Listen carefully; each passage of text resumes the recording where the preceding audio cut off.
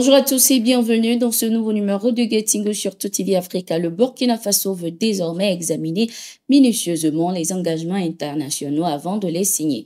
Pour ce faire, le gouvernement a annoncé ce 22 mai la création d'un comité technique national de suivi de la ratification et de l'internationalisation de la mise en œuvre des traités et accords internationaux. Il s'agira concrètement de disposer d'un mécanisme au niveau national qui nous permettra de donner des orientations et des avis sur les contours spécifiques des différents documents à ratifier, a indiqué Jean-Marie Karamoko Traoré, le ministre des Affaires étrangères du Burkina Faso. Selon les informations, le comité sera divisé en deux segments, notamment un segment permanent logé à la Direction générale des affaires juridiques et consulaires du ministère des Affaires étrangères et l'autre segment qui sera variable sera composé des techniciens des départements ministériels dont relève le dossier à examiner. Sur le continent, il est de plus en plus reproché aux chefs d'État la non-analyse et examination des accords internationaux avant leur signature, ceci en prenant en compte le bien des différentes populations.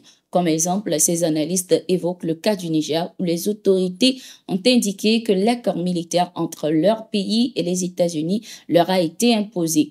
Il y a quelques mois également, les pays du Sahel, dont le Burkina Faso, le Mali et le Niger, ont dénoncé les accords de non-double imposition avec la France. Ces gouvernements estiment que ces accords sont déséquilibrés et préjudiciables aux intérêts économiques de leur pays.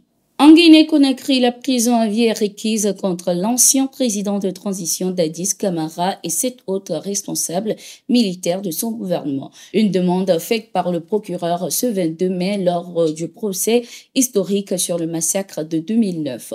Le procureur a également demandé que la peine soit assortie d'une période de sûreté de 30 ans pour les 7 accusés, dont l'un est jugé par contumace et l'autre en fuite.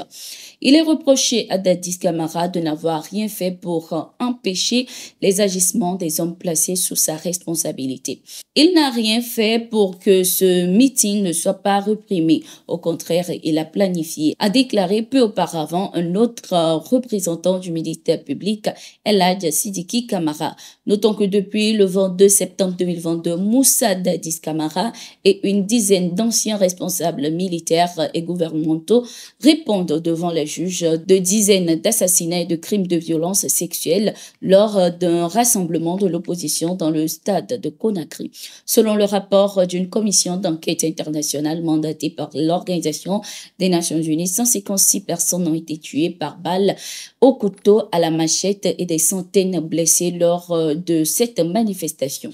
En République démocratique du Congo, quelques jours après la tentative de coup d'État dans le pays, Vital Kamerhe est élu président de l'Assemblée nationale. Il a été élu ce 22 mai 2024 avec 371 voix, soit la majorité absolue lors de cette élection du bureau définitif de la Chambre basse du Parlement. Vital Kamerhe, qui a déjà dirigé l'Assemblée nationale sous Joseph Kabila, n'avait aucun concurrent face à lui et ce, après avoir remporté les primaires organisées par l'Union Sacrée, coalition politique qui soutient Félix Tshisekedi. À ce poste, Vital Kamerhe succède à Christophe Mbozo Nkodia Pouanga, directeur de la dernière législature et qui faisait encore office du président du bureau d'âge. Notons que Vital Kamerhe a été la cible d'une attaque armée. Sa résidence avait été prise d'assaut ce 19 mai 2024 par un groupe d'hommes armés en tenue militaire. 2 de ses gardes du corps ont péri dans cette attaque, sont partis et les différentes institutions ont condamné cette attaque. L'activiste Kémi Séba a dénoncé les manœuvres du président béninois Patrice Talon dans la crise entre son pays et le Niger. Lors d'une conférence de presse à Niamey, ce 18 mai 2024, Kémi Séba a laissé entendre que le président béninois s'allie à l'oligarchie de l'Occident et renforce ses liens avec des entités responsables de la déstabilisation au Sahel. Kémi Séba s'oppose notamment, selon lui, à la prise d'otage du Bénin par le gouvernement français et appelle à un dialogue constructif entre les deux pays. Une crise secoue le Bénin et le Niger depuis l'imposition des sanctions illégales et illégitimes de la CEDEAO. Alors que le Bénin a ouvert sa frontière avec son voisin après la levée des sanctions de l'institution sous-régionale, le Niger, de son côté, garde sa frontière fermée.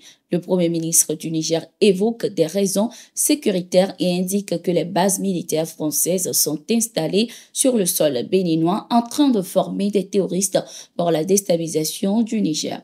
Des accusations rejetées par le gouvernement béninois. Au Mali, une trentaine de terroristes ont été neutralisés ce 20 mai 2024 par l'armée malienne. Selon les informations, ces terroristes avaient attaqué une base des forces armées maliennes au centre du pays. Les échanges de tirs ont permis de neutraliser plusieurs de ces assaillants et récupérer leur matériel par la même occasion. Et voilà, nous sommes arrivés à la fin de cette édition. Merci d'être resté avec nous. Nous sommes en continu sur nos différentes plateformes et sur notre site d'information, le www.toutafrica.com.